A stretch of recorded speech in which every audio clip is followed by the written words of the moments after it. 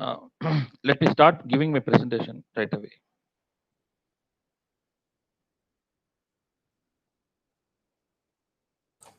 May I request you to switch off the videos of the participants, please, so that it's. uh, Okay, you are able to see the screen. Hello. we are not able to see your presentation. Probably you But can. There is on the right hand end. You can find a present now.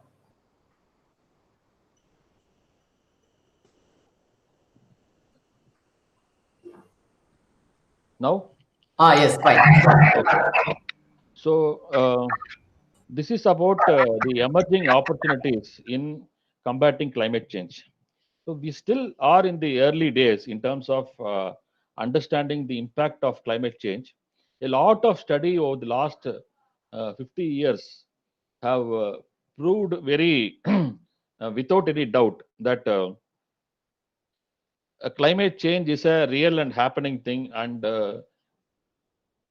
years of non-action has led to the situation we are facing today, as temperatures have raised, and we are seeing global warming as a reality, and the impact of global warming has put many nations and the livelihoods and businesses at risk.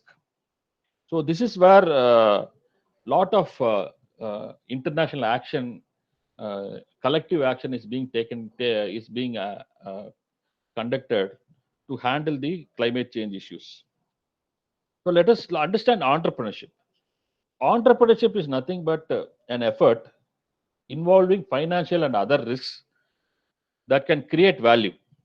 Often, this value is created through innovations in business processes, or technology innovations, or innovations in product delivery strategy.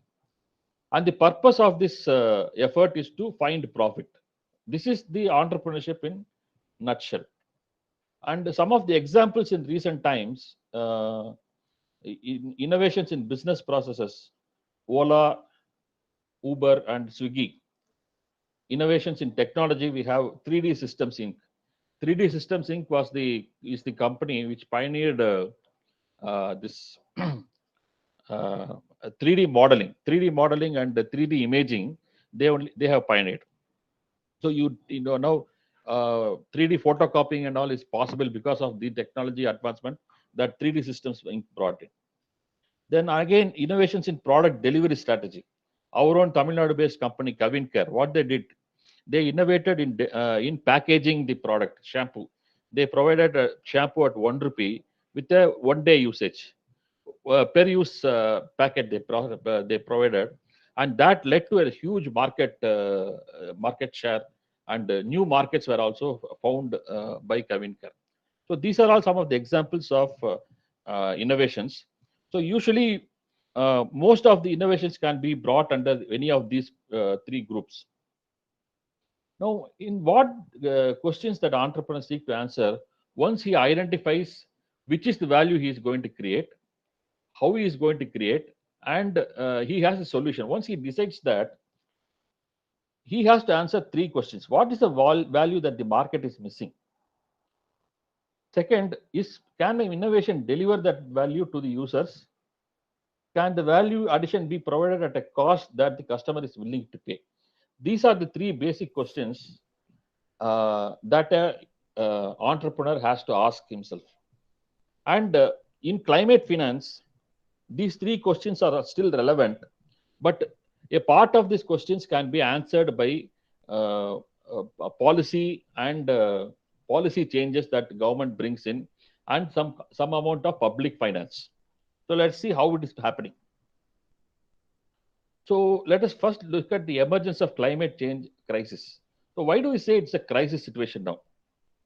Uh, Changes to climate patterns have always been a source of risk. It has been the risk has been felt by sectors like agriculture, small and medium enterprises. Many households and their livelihoods have been affected by climate change in recent times. So what is the issue here is, any region, okay, has a capacity to absorb, whether it is heat, water, or wind. It has a capacity to absorb. if the heat or sudden downpour of water or sudden gust of wind happens by a great volume in too small a time, then we see that the capacity to absorb is not there, and then it creates a problem for the livelihoods. Okay, we saw these examples in Chennai, northern Tamil Nadu in 2015, then coastal Kerala and Karnataka in 2018.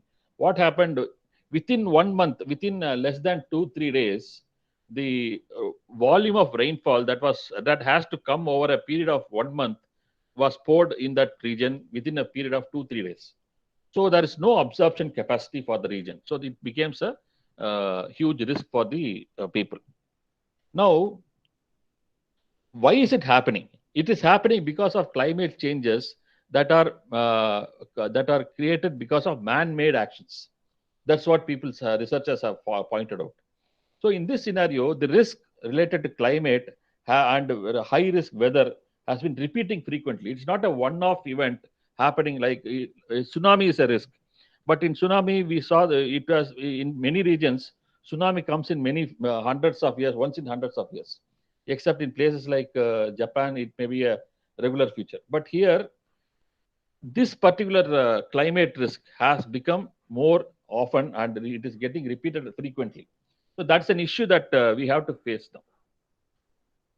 Now, the business as usual approach for will not help in overcoming the weather extremes. So some action has to take place in terms of reducing the impact of global climate change, or we have to reduce the climate change happening itself, or nullify that activity itself. So what are the policy actions that are being happening around the globe on that subject? Before going to that, let us understand what is the concept of climate and the concept of public good. When we talk of many other enterprises, the production of the product or the service from the enterprise actually goes to one particular consumer. It can be an industry, it can be a human being, or it can be another company business.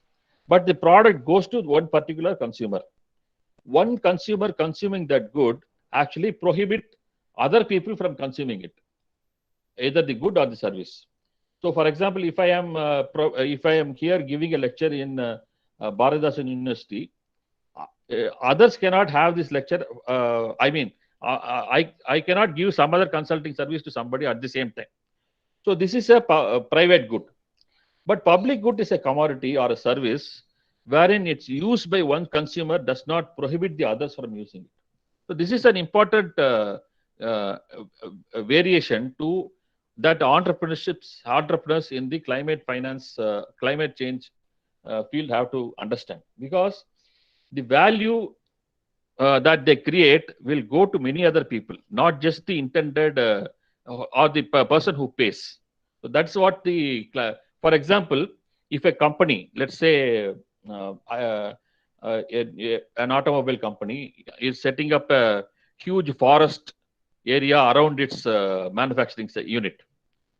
Okay, they create the forest, they spend the money to create the forest, but the impact actually is felt not only by the company but by the entire society around who are able to because of the improvement in water tables and other benefits, reduced CO2 happens because of the forest, is felt by many other people, not just the company which spends on that. So this is the value created actually happens as a public good. So that's a very important change that we have to understand. So value created for environmental sustainability, whether it's by governments or by private sector, it can transcend the profits. It's a value that transcends profits and it transcends time also. So in that situation, can entrepreneurs in climate action make profits? This is a very important question that many people have actually asked, and they are trying to refrain from such activities. Many large corporates have the investment capacity to invest in climate change and other such programs, but they are refraining because they are still not able to understand how to make or whether the profits will emanate from such enterprises. And another question is, what are the enabling factors for such enterprises? Do we have such enabling factors today, or are they still emerging? So the answer to that is some of the enabling factors are already there, but some are still emerging. And one of the biggest constraints here, which I will talk about, is policy. So that is another area that we'll look at. Now, what is the emerging global scenario on climate action? In 2015, in UN Paris Agreement, the decision was to aim to limit the average rise in global temperatures. When we look at the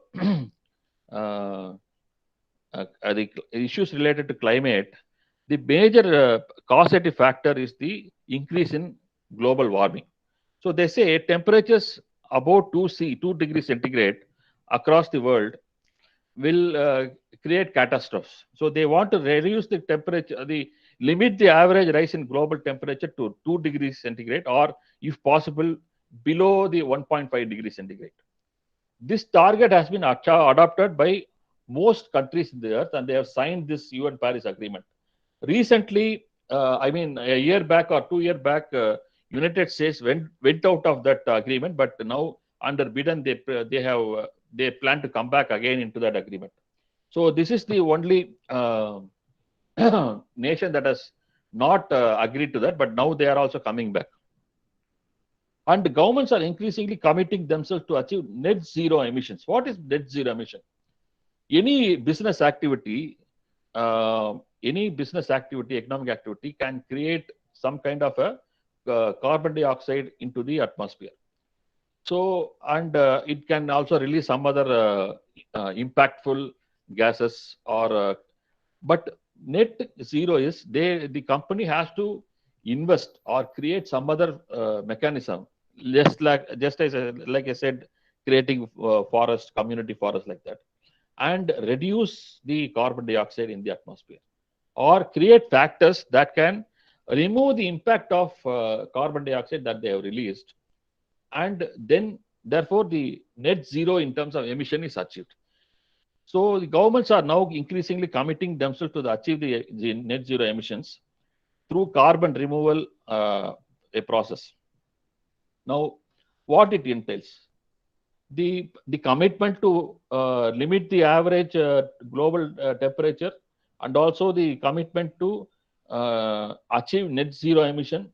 These two actually point to two other impact. One is that investments in green by governments and businesses has to happen at all levels. That is from village administration to national governments, and from agriculture to mega corporates. So the opportunity for investment is, and the requirement for investment is quite high. And then the next one is that there should be policy changes to regulate and mandate climate friendly actions by private enterprises. So this is also another mandate that has to happen. Now, the second part of the emerging global scenario. So when they say reduction in emissions, it implies costs. What are the costs? Some of the studies have estimated that should be around 2% of global GDP should be invested. And OECD estimates that an investment of $7 trillion every year from 2019 to 2030. So that's what they say in terms of investment. And in terms of operating costs, it could reach much higher. Now, United Kingdom has now promised to come out with green bonds to fund low carbon and zero carbon projects. So they have planned to give both as debt and equity for projects that can achieve low carbon and zero carbon projects. Now the Biden plan is that they are going to invest a $2 trillion investment in equitable green energy future. So these are all some of the investment scenarios that could be promoted based on government action. And in terms of United Nations action, this is one of the most important things that we have to notice in terms of understanding how businesses can be transformed. Okay, they have set up a task force on climate-related financial disclosure. all companies do some kind of financial disclosure to their governments. Any company files its returns. Any individual also file their income tax and other returns to the government. And the requirement in terms of corporate is much higher. So they every time they have to submit the annual returns, accounts, what they have spent on, how much they have received, and all those things, what they have produced, everything they have to submit. And now the climate-related financial disclosure norms, once they are operated, okay, what happens is the disclosure doesn't become a one period affair. It is not. It won't be the point in time kind of disclosure, but it will actually entail thinking about risk management from a climate change perspective. Now I have started this business. What will be the impact of the of climate change on my business if I don't adopt these things? Okay, what is the value at risk 3 years down the line, 10 years down the line, if I don't have certain mechanisms to combat climate change? So this type of financial disclosure is going to be mandated in the next few years. From that is what the United Nations Environment Program is calling for. But all these costs and policy changes can have significant benefits. So again, Stanford University estimates that they say it's still a conservative estimate, but they estimate that there could be benefits valued at 20 trillion US dollars if the global warming is kept below 1.5 degrees centigrade. That's what they say.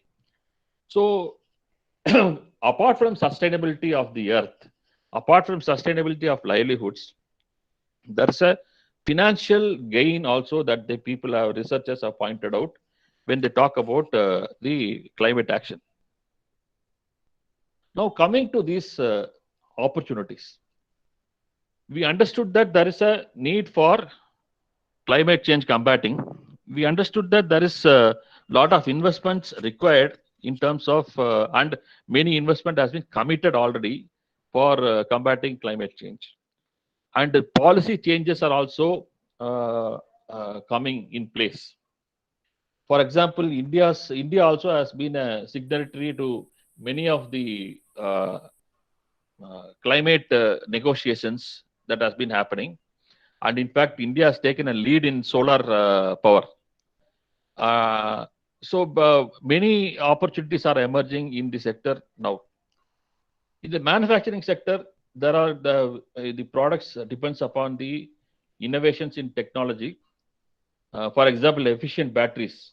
A number of researchers that we see are working on how to create efficient batteries, because battery is a requirement in solar power many times, and many of the gadgets that we use have batteries, and people are trying to understand how to improve the efficiency of batteries, how to improve their shelf life, how to store more energy in batteries like that.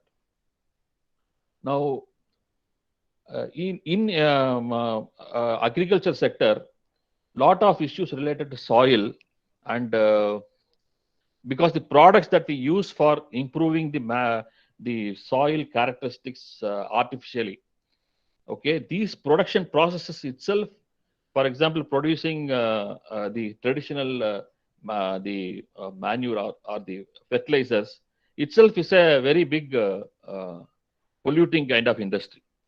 So how to reduce such consumption is a big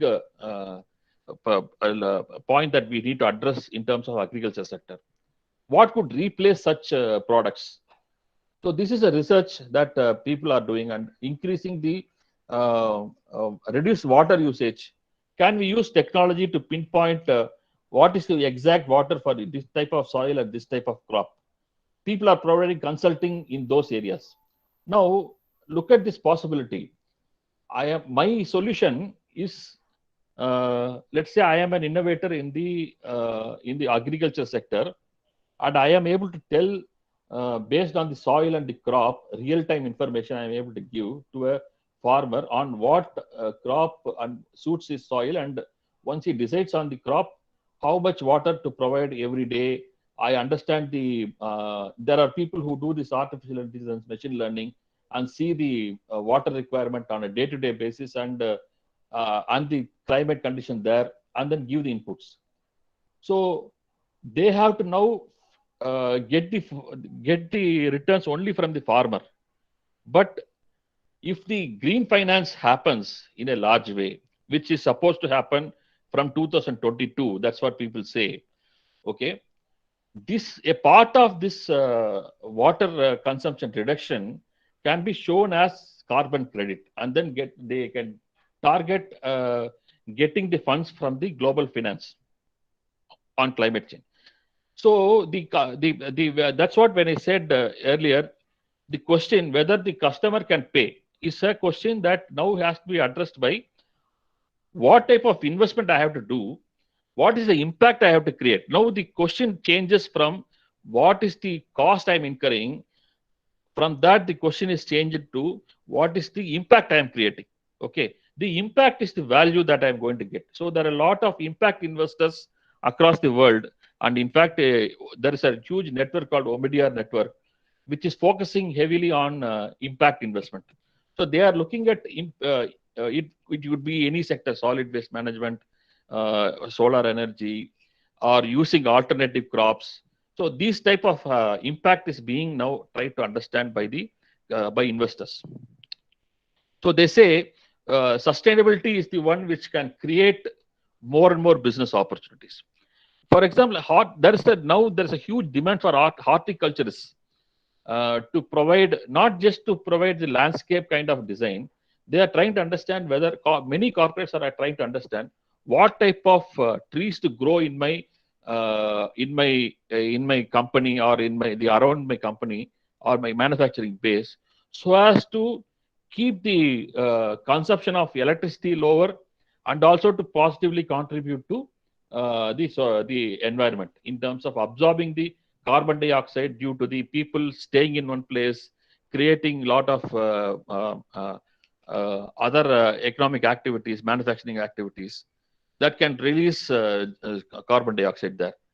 So the huge demand for such horticultural experts are there. Gardeners are now being seen. And in financial management also, a lot of opportunities are there to assess long-term climate risks. See, for example, we saw this Tirupur issue. Many firms actually had a lot of problems. They had to close down because of for many years due to the Supreme Court and High Court rulings, because they were all creating negative impact for farmers. So these type of risks has to be assessed nowadays. So this type of climate risk and such climate risks are bothering the other community has to be assessed, and such inputs are required in financial management and risk assessment from now on. Once the United Nations Environment Protocol comes in, and there's huge opportunity in regulations and compliances. Already we are having compliances related to pollution control board. We are having compliances related to impact assessment, environmental impact assessment. This is a huge market.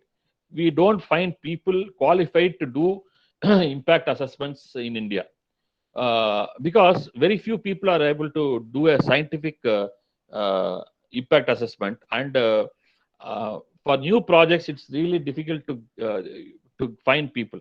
So there is a huge scope for enterprises that can actually specialize in conducting impact assessments. You can look at the model like CRISIL. CRISIL is a one which does credit rating for companies. Okay. Similarly, there could be organizations that could look at rating of environmental rating for companies. What processes do they follow? So these type of opportunities are there. Now, sorry, urban management. In urban management, now we are seeing India is unique in the sense that there is a huge growth of cities. I mean, number of cities. When we talk of urbanization in other countries, it is one or two cities that are very big in each state. But here we are talking about so many small cities emerging, and certain village panchayats have now come, are now conglomerating and becoming town by themselves. So the growth of number of towns is a big issue in Tamil Nadu, in India, and urban management has emerged as a big issue that has to be addressed in the next few years. And they say, according to study, that solid waste management alone is valued at US dollars 14 billion by 2025. Okay, so there are some enterprises here in this field, company called Recycle and Ramki Enviro Engineers. They are all working in this, specifically in recycling space. So these, but at smaller scale, lot of opportunities are emerging in small towns where the scale of operations is required is lesser, where the smaller solutions are possible, and local solutions are actually much better in terms of problem solving. And transport is one of the biggest opportunities in the next few years with the emergence of electric buses and vehicles. Uh, so what the government is planning, or how they are going to the pan out, is they are hoping for improvement in efficiency of usage of electricity for vehicles. And once this is achieved, we would see, instead of along with petrol bunks, we will be seeing power stations where the people can, where vehicles can actually recharge the batteries. So this type of situations may emerge. And in terms of energy, which is another biggest opportunity, um, they say India's target is to reach the 450 GW of gigawatts of renewable energy generation by 2030. Okay, and the nationally determined contribution estimates that the country will require rupees 162 lakh crores. That means US 2.5 trillion US dollars from 2015 to 2030, or roughly 11 lakh per year. Okay, from 2020 to 2030 for climate action. Now, look at this volume of investment that is required. If the target has been fixed to achieve 450 gigawatt, now to reach that, huge investment is going to has to come. But the renewable is one such sector where the smaller investments are feasible. Okay, and local solutions are much more feasible than producing large capacity and then transferring power from one place to another. So this is something that investors have to look at, but probably here lot of policy changes have to happen. Maybe like in Germany, cooperative societies can come together to produce power. They produce. Germany is one of the biggest producers of alternative energy, and almost every location there are cooperative societies that use locally available resources to alternative resources to produce power, and then they sell it to the national grid.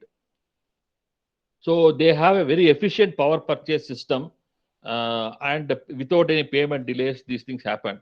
And maybe such policies should drive India's power sector over the next few years.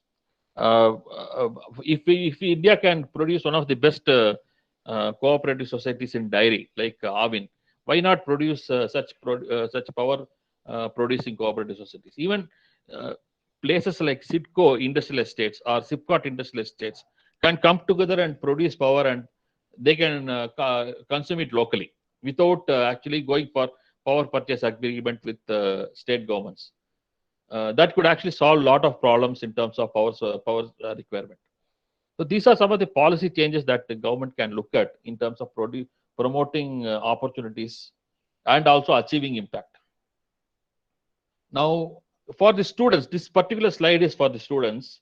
If they are interested in, many of the students in Bharatidasan University, as I have visited quite few often there, are from the grassroots level locations. They are from small towns.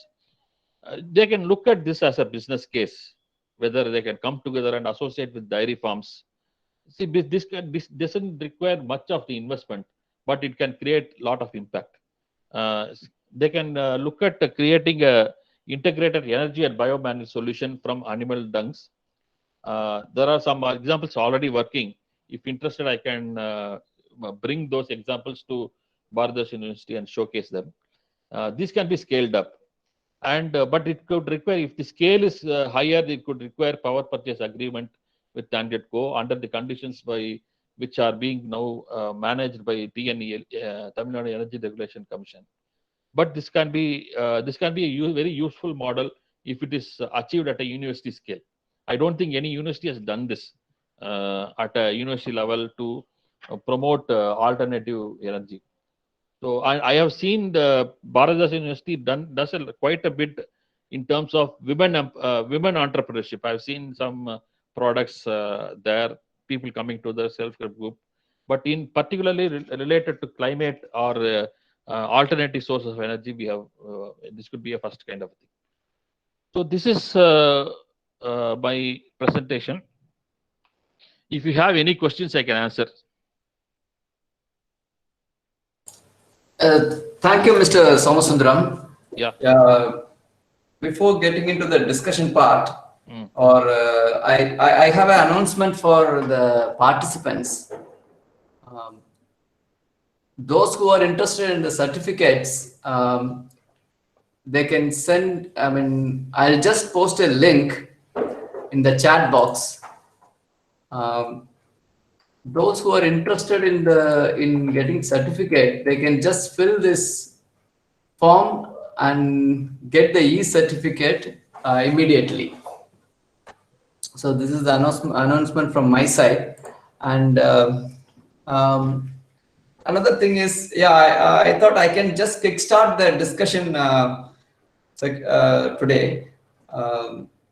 Even there is a news today that $100 billion is earmarked for as a climate finance.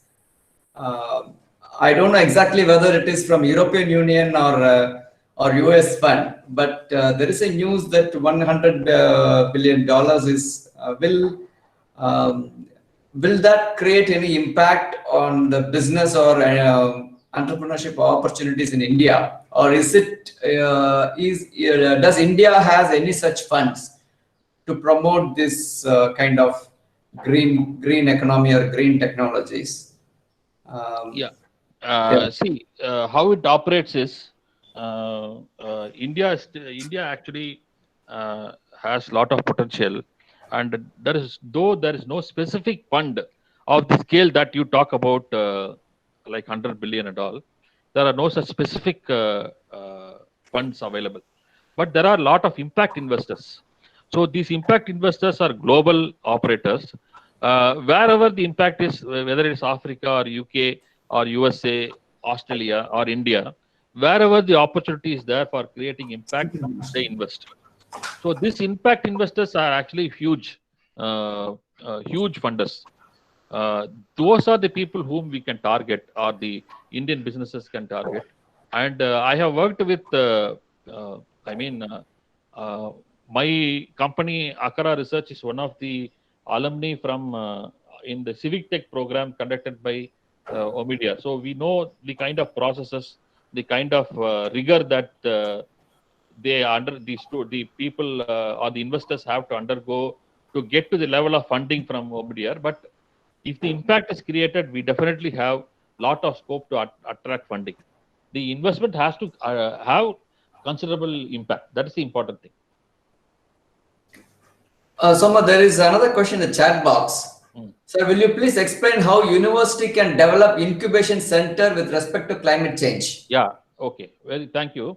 So this there is a program in Government of India called Atal Incubation Center Program. Okay.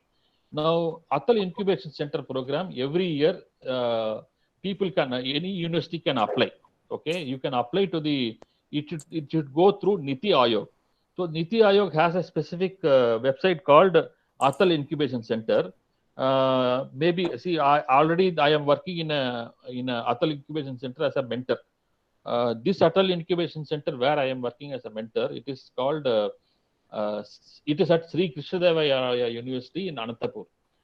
That Atal Incubation Center is specifically focused on entrepreneurship that can look at grassroots level solutions like agriculture, rural development, these type of program, how to bring more food processing sector, biotechnology for food processing, biotechnology for agriculture, these type of investments. Similarly, you can university can actually look at any area that they are interested in, like climate change.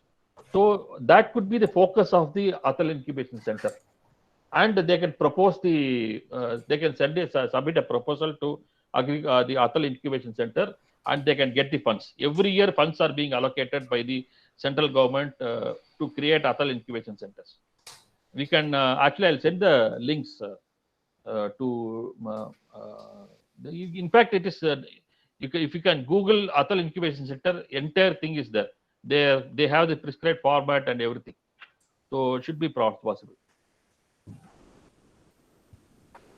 So another Yes. question has come. Can you read out the question? Another question in the chat box, Mr. Somsundar. It was a learning talk. My question: how a single person to approach for environmental friendly enterprises? Joining big companies or start experimenting or own as incubate? See, this is a very good question. So, what type of entrepreneurship that Can you are you, going to look? Somsundaram, can you bring the mic little closer? Okay. Yeah. So, this question depends upon what's the scale that you want to reach. Okay, it could be like any other sector, not just climate change. You could be an innovator in any field. Let's say food processing. You can produce pickles, and you need not require big investment there. You can produce pickles and sell locally. That is also a entrepreneurship. Okay, or you can set up a huge processing center where you buy tomatoes from all over the district, process it, and produce ketchup and some other thing. That is a huge business. Both is entrepreneurship. But so here you should be clear on what is the solution that you are going to give, where it is going to act, whether it's a. That's why in my presentation I gave three types of solutions. One is product solution. The second is an innovation in the business process. Third is in the delivery strategy. So you can put your solution in any of these group, and then imagine yourself what is the scale that you want to achieve. And any person can start on their own, and the marketing support people are ready to give. There are people who can who are specialists in bringing product to market strategies, bringing the company to investor strategies, all those things. So there are people, and you can get that as a paid service also. But first thing is to succeed yourself as a innovator, and what is the solution that they are giving. That is the most important thing. There are a few more questions down there in the chat box. What feasible entrepreneurship? Northeastern region of the country. Sir, if you can, Mr. Eric, thank you for the question from Northeastern region. Northeastern region is one of the few places in the world in terms of biodiversity. Only in terms of what can be achieved in terms of biotechnology. There is a government of India has two schemes. One specifically for Northeastern India to promote small enterprises and biotechnology projects. Maybe you can look at the Ministry of Biotechnology and try to see what are the projects they are funding. And there is a specific ministry for Northeastern states. Lot of business opportunities are being supported by through the central government in Northeast. Maybe one approach is that you can look at some of the universities in Northeast, where you can create centers, incubation centers, and start looking at some products. That is the best way. But I think Northeast, the best possible thing is you have one of the richest environment still. So don't get into some processing which will be detrimental to the environment. Okay, it could be there are opportunities in bamboo, many other products in Northeast which are still not explored at all. And in fact, there is a huge demand nowadays for ecotourism. Okay, and the Northeast is still one place where the ecotourism market is still untapped. So you can look at that also. Yes. Good afternoon to everyone. I am Dr. Dwaraknath. I would like to congratulate the Bharatdasan Institute of Environment Department for organizing such an interesting talk. But certain things, it is more of an observation and please. a couple of clarification. Okay. Is it the climate-related finance disclosure has become mandatory? Not yet. Anywhere in India or abroad? Nowhere it has become mandatory, but UK and other countries have actually, the report from the task force has come out. What should be the mandatory reporting? The report has come out. That is, the task force has submitted its report. It is yet to be adopted by many countries. In fact, it is yet to be adopted by the United Nations Development Program itself. So once it is done, then signatories, for example, Basel norms were suggested and all the countries signed. Then they accepted the Basel norms in their respective banking sector. Similarly, this will also be discussed at a global level, and once the countries sign, they will adopt that. And countries like United Kingdom, Paris, and France, and some other European countries have called for a earlier adoption of this disclosure standards. That's good. And again, the same must be the case for impact investment also? No, impact investments are already happening. Impact investment, I can give a lot of examples in impact investment that across countries. In fact, I can share, Mohan Raj, if you can create an email group, I Yes. can give you examples of so many impact investments that have happened across the world. Lot of happening. What about India? India, there are investments happening.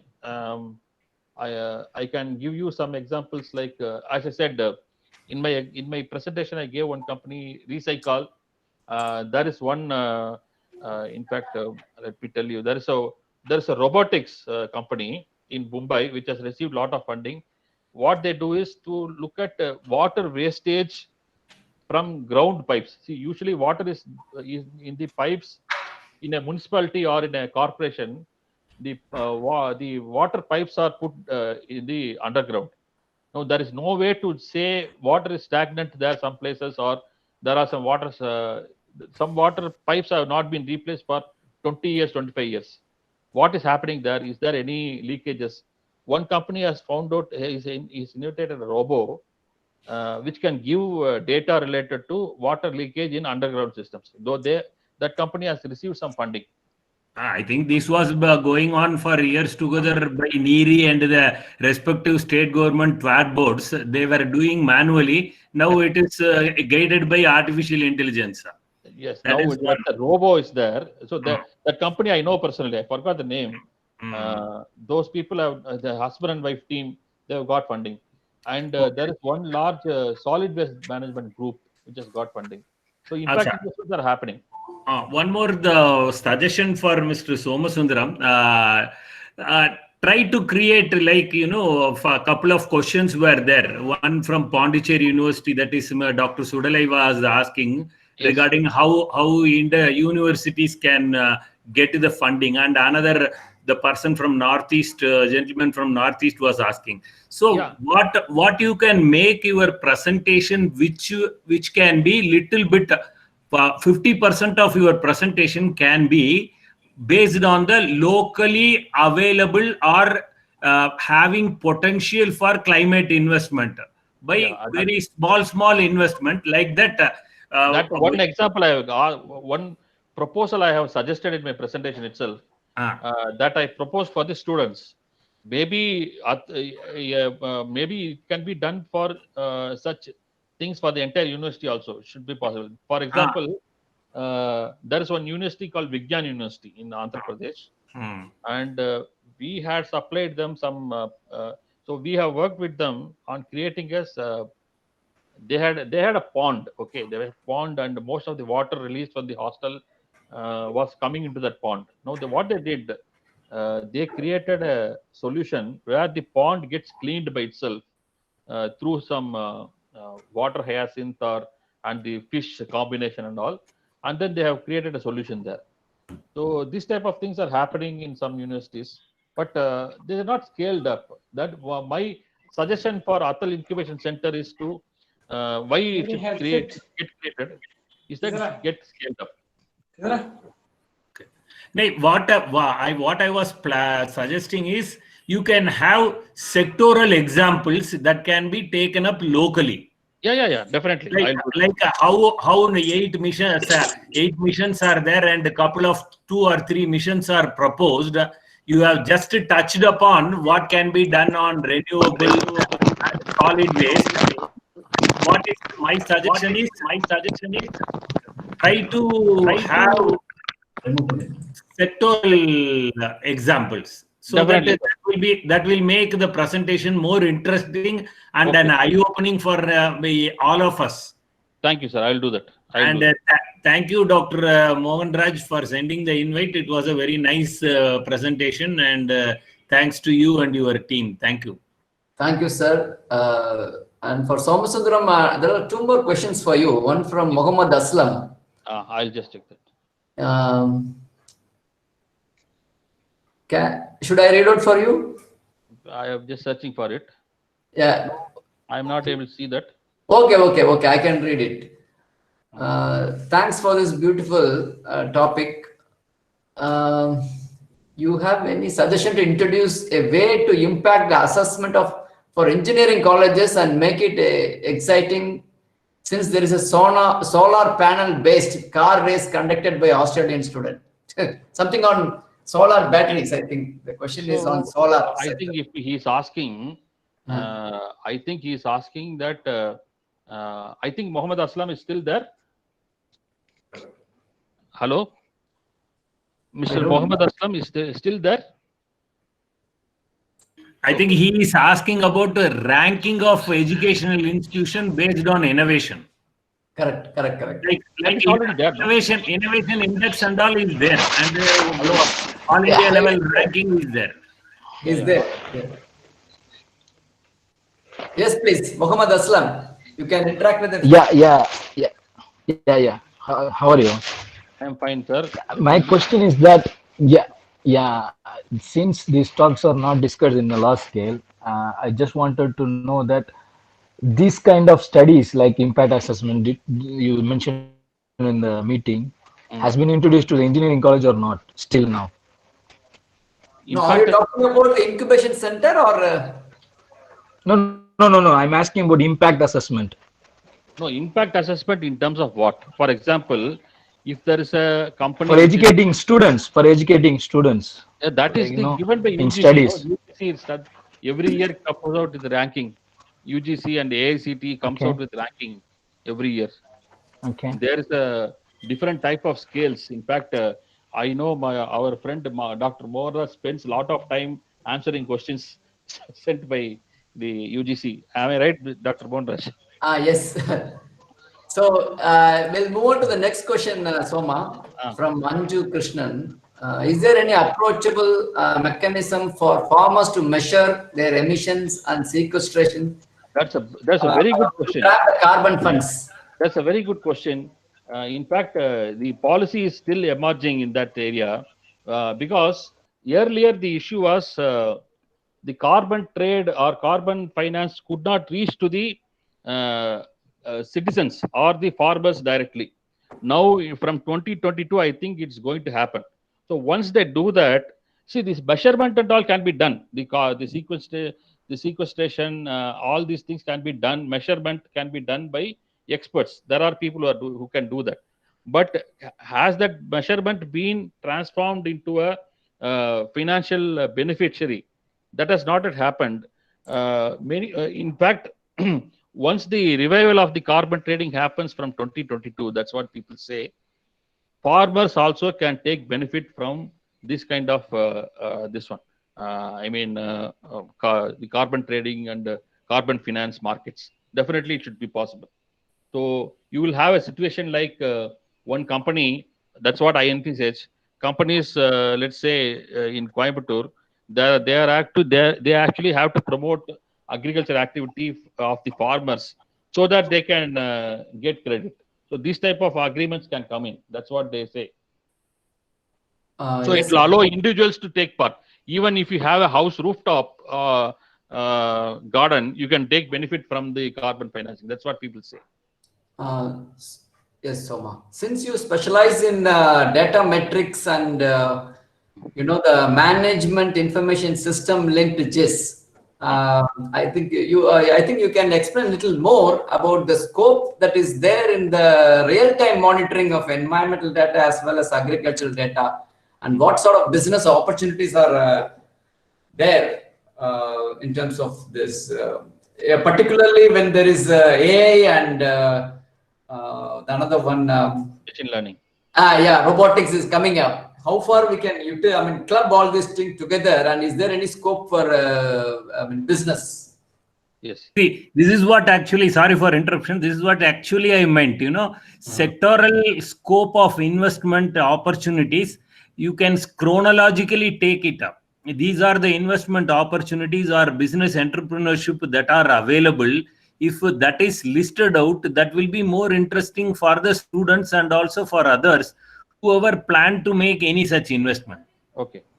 So I have I have not listed out the number of the specific sector, activities.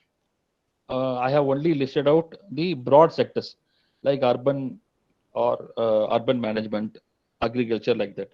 So I understand the point you have made, and I accept that within the sector or the broad sector, specific opportunities can be highlighted, and I will maybe update the presentation and send it to you so that you can list down the number of. Now, some examples I can quote in real-time data. So, in fact, real-time data, we are actually, Akara is a specialist in real-time data and other systems related, MIS based on real-time data with GIS. What are the opportunities here? First is monitoring and evaluation. Lot of projects require monitoring and evaluation, whether it's a company, whether it is a project, infrastructure project, it could be policy implementation. For example, new policy related to any sector for improving textiles, for improving agriculture, or for improving adoption of skill development programs. All these projects, all these programs, government programs, have requirement on monitoring and evaluation. Only monitoring and evaluation provides the data to the person who is investing to understand what is the impact that he has created, whether it is useful, and correct himself when the things are not being used properly. So, for example, any company like, let's say, a FMCG brand or an automobile company, they actually go and visit their dealers once in a while, maybe once in a quarter, and find out how is the status in the dedicated service area for their products.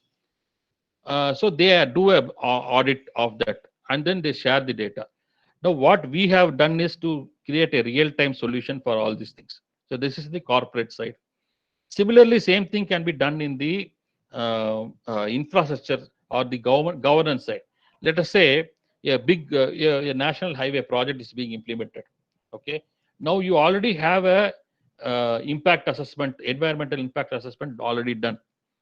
But if the government decides through a policy change to do continuous monitoring and evaluation, they can take use of, they can adopt the technology which is already available to do a more proactive period. Is a, let us say the project actually transcends 7 months to 10 months or even 2 3 years. Okay, every project in India, such as large scale infrastructure project, we have been tracking infrastructure projects also. There is not even one project which has actually uh, not overshooted the cost. Every project has overshot the cost. Why does this cost overrun happen? Something is happening in between, in the project stage, where such project cost overrun happens. So, is there a system to monitor these things? So, we need a system there. So here, such projects can take use of real-time data and analytics in monitoring. Let's say one of my friends, what he does is he provides real-time data solution to cell phone towers. Companies are, they can implement their the solution in their cell phone towers. Okay, it actually sends out data on energy efficiency. Now you see real-time data on energy efficiency. If it keeps coming, the companies actually benefited by a few crores every year when they target which battery is a problem, which location is a problem, and immediately address that. So these are type of data analytics are possible.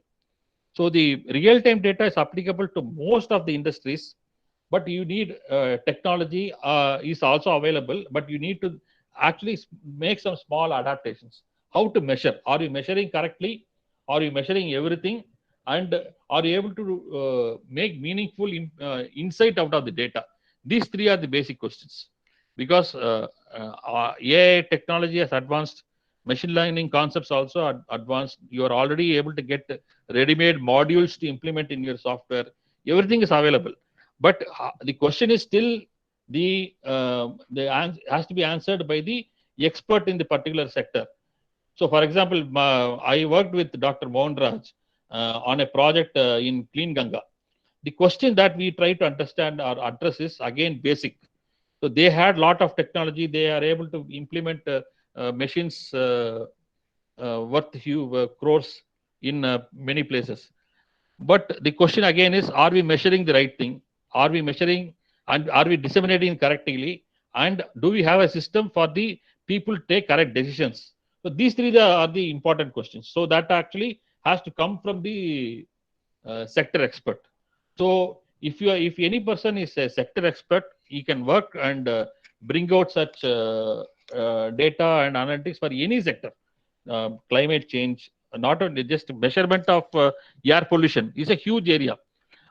Not even one, very few smart cities have actually implemented air quality monitoring system. If you have a real-time air quality monitoring system, you can actually implement it in many smart cities.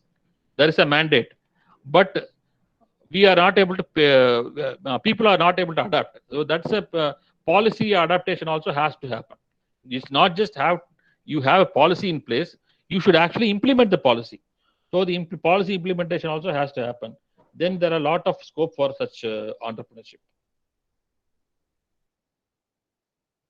The low cost devices that can monitor the air pollution. That is a huge area to invest or to explore. And also, as you mentioned, horticulture, in the, for example, like infrastructure projects like green corridors, there are no specific plantation which can be better suited for the highways, which can really absorb the pollutants. These are the, I feel that these are some of the business opportunities as far as climate finance is concerned. In fact, the project itself will have some green belt development, and there are areas to explore in that, I believe. So this sector is actually the infrastructure projects entire value chain. A lot of adaptations to green processes can be taken place. First of all, in laying the project, there is very little care taken. But more than that, in the operational side of it also, there is very little attention to the impact on climate change or impact on what could be done to adopt or mitigate the climate change related issues. That is a huge area of lacuna. There is still scope for. In fact, I would say many of the impact assessment agencies are missing out on that. What to do during operations? How to implement the operation such that whether it can be done, whether the rainwater harvesting can be done, or what to do with the water flow, how to avoid accidents in certain places. These things can be done. Many scope is there. And in fact, the data analytics, in fact, they are now, because there is some lot of time has gone after putting up the national highways. There are some organizations which are working on accident data. They are getting the data related to accidents in different locations, trying to understand the cause of accident, type of accident, and then they're trying to understand what is causing the accident in certain places and whether certain places are more prone for such an accident. These type of studies they are doing, and bringing in seasonal factors. For example, Sabarimala season, there is a huge rush of vehicles in one particular direction. And what should the government do in terms of educating these people at that particular time? So these are all certain things that people are working in terms of real-time data and analytics. Soma, can we take a last question here? State-wise evaluations of carbon emission from individual sector. Those things are not there. Hello? Claim impacts from our business ideas. Where is it? I didn't understand. I didn't understand. No, dear sir, state-wise evaluation of carbon emission from individual sectors is still not reached complete shape. So how can we? I don't know exactly what. I cannot figure out the correct question. What he's trying to. Mr. Sudalai. But is there any data that measures is there any state-wise data available in terms of climate, the indicators? The state-wise action plan is there. There, okay. State has come out with action plans, and there is a national action plan, and the national action plan on climate change has been mandated on state government. And state government, pardon? Yes. At the global level, still there is no validating system to claim the reductions or emission reduction or even forestation. No, there are certain systems accepted by certain people. Okay, so, but there is no universally acceptable system to measure the carbon emission reduction, or only in terms of, for example, India claims that we are right on the track.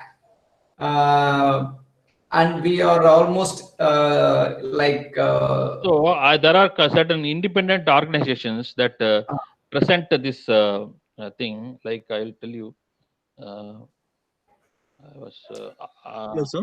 Sorry. There are certain independent organizations. Hello, sir. Hello. Hello. Sir, this is Sudalai from Pondicherry University. Yeah, tell me. May I give clarify the question, please. On the question which I asked. Yes, sir. Yes, sir. Sir, yes. For example, we are accessing. Yes, sir. Yes, sir. Sir, for example, if fertilizer, any particular fertilizer, if you use for a cropping, for a paddy cultivation, so if that fertilizer might lead to reduction of greenhouse gas emission.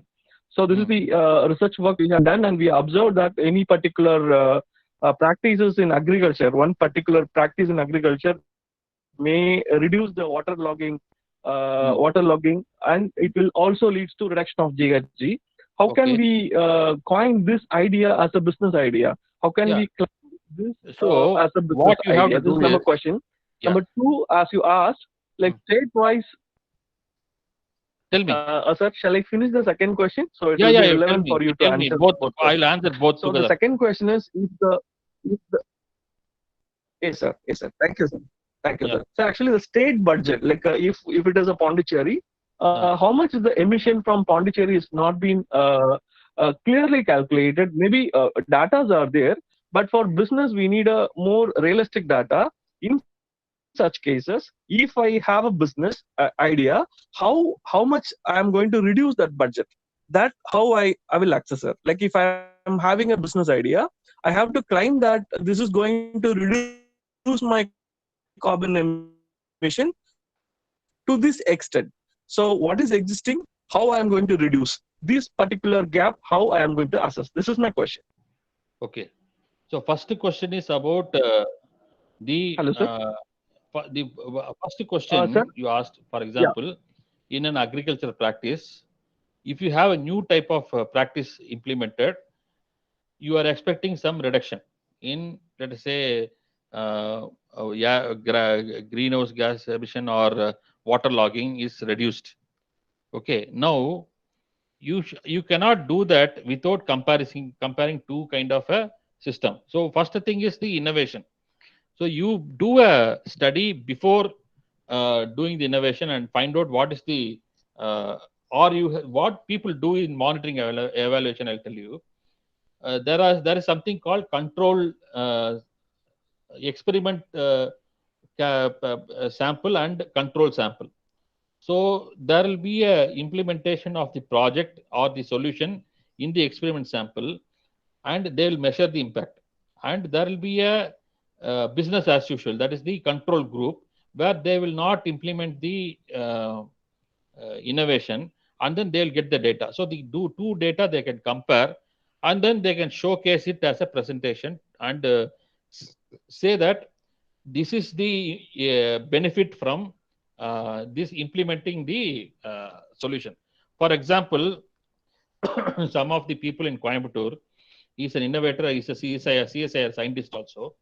They have come out with some spirulina based the products, food products. They added spirulina in some of the Kamarkat and other such products. And then there is they started giving it through a CSR fund to certain people. And there is a other group set up by the same CSR fund, where they give the normal Kamarkat only. There is normal food things.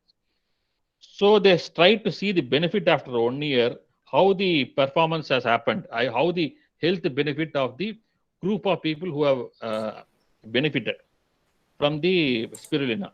So that data is scientific, and they showed for further investments and further market. So this type of unbiased study only can tell whether such an innovation, you have to find you have to implement the solution and see the impact. And you should have a measure of the same parameters without the solution. So these two should be studied and then presented to the whoever is the person whom we are going to seek funding from. So this is first thing. Second thing, you are asking about, I forgot, I didn't recall the second question. What is it? Hello? Sir, second question is like state budget is not well established. So how my business idea can be claimed as a reduction of carbon emission from the state? State budget, what is the state budget has to do here? No, Sir, state budget I mean is carbon emission. Dr. Sudalai, sorry for interruption. Don't tell state budgets of carbon emissions are not there. State action plan for climate change is uploaded in the Ministry of Environment and Forest. No, sir. Website. No.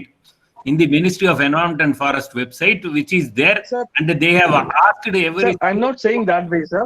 I am just let me allow. No, sir. I didn't mean that, sir. Every 2 years, they have been asked to revise it also.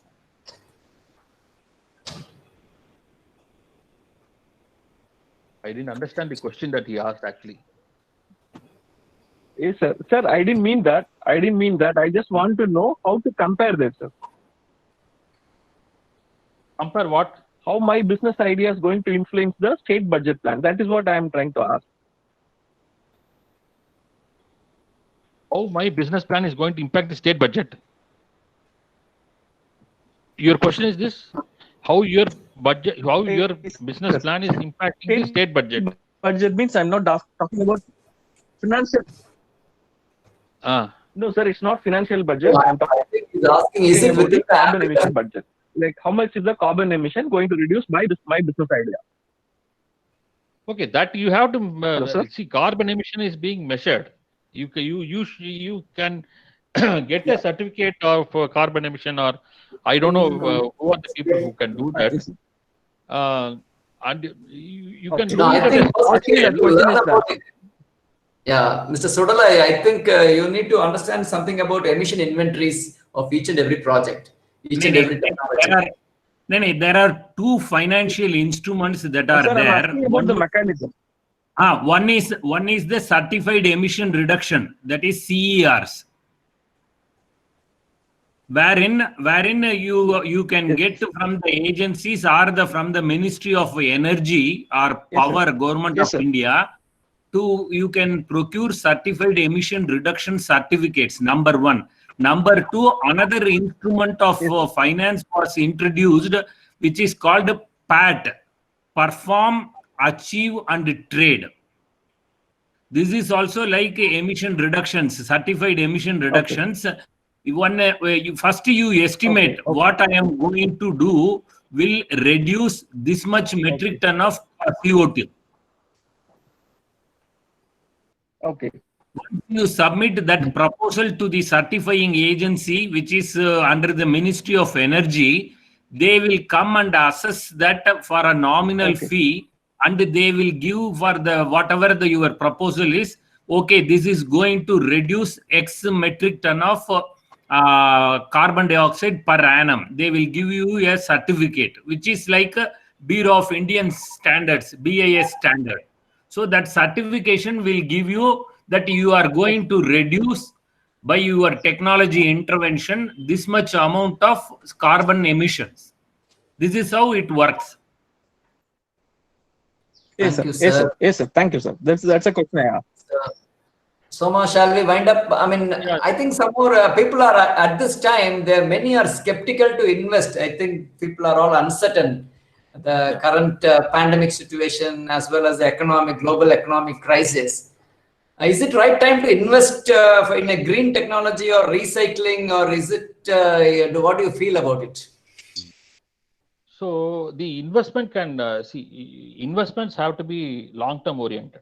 Okay, I as a financial guy will invest when the costs are low, when people are trying to find jobs, and when I can actually get many things at a cheaper cost. So I would say, if I have the means to stand for 6 months or to 10 months, this is the time to invest.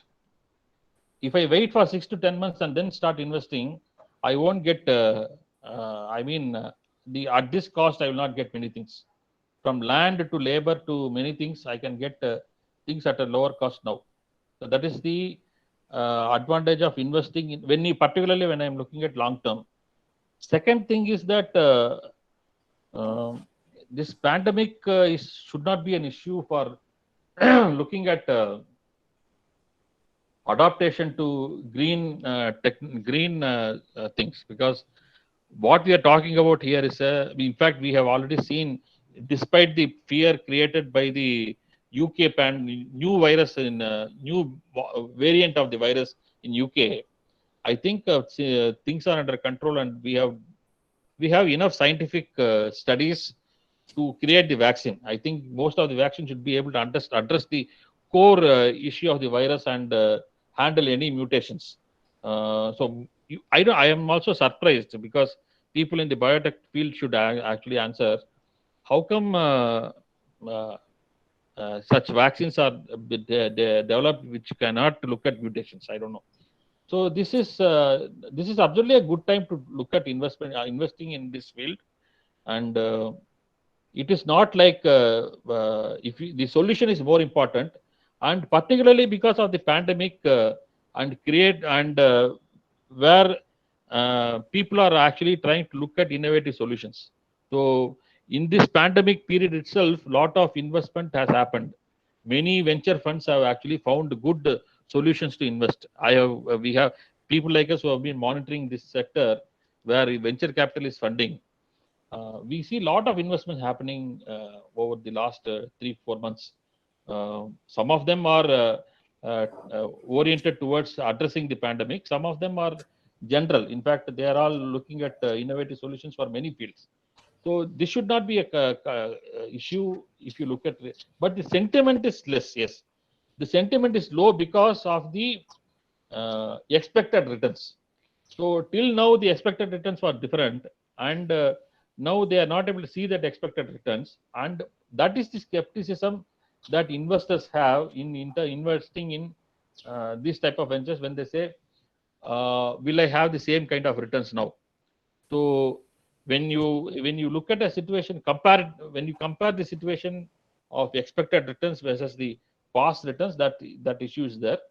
But other than that, I think in another 4-5 months, the expectations and the sentiments will actually rebound. That's my expectation. Okay. Thank you, Mr. Somasundaram, for a wonderful presentation, and it's very informative indeed. And also, I appreciate your patient listening to all the participants, and you answered to the best. I have given my email ID here. Okay. Any further questions I can answer through my mail ID. Please note down. The chat box I have given. Okay. So I also thank all the participants who had joined today's meet. And thank you very much. And we'll conclude the session now. Thank you. Thank you all. Thank you, sir.